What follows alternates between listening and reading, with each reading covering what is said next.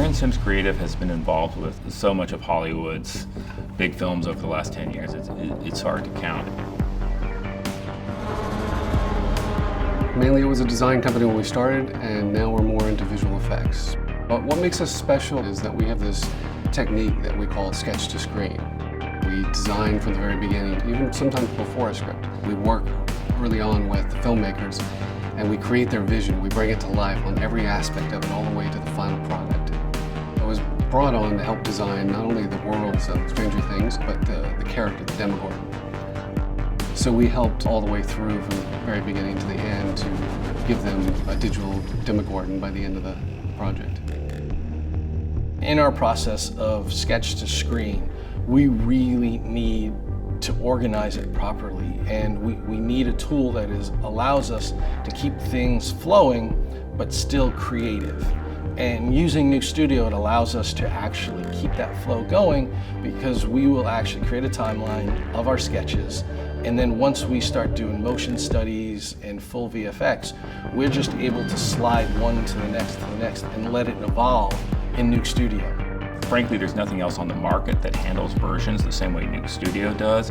Just being able to hit a quick key and it goes out and finds the next version in our pipeline without having to go find it, that saves, in a week, hours and hours of people's time. One of the biggest issues in a VFX house is file management. And file management is just usually a large department on its own.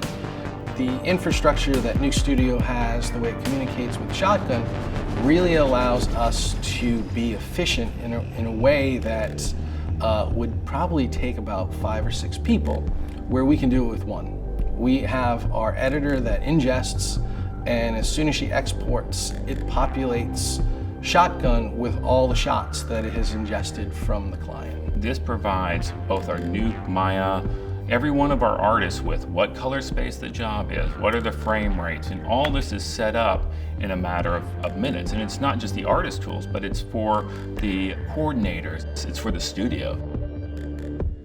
One of the big challenges with Nuke Studio is it's so different than anything that's out there. People try to compare it, oh, it's a nonlinear editor, oh, it's a way of creating Nuke scripts.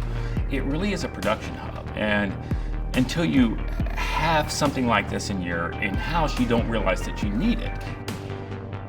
What we do here at Aaron Sims is a bit more like what was done years ago, when the artist really had control of their characters all the way from the beginning concept to the end. Having stuff done here, you have Aaron's eye on the beginning, the middle, and the end, and it creates a cohesive look, and Nuke Studio allows us to do that.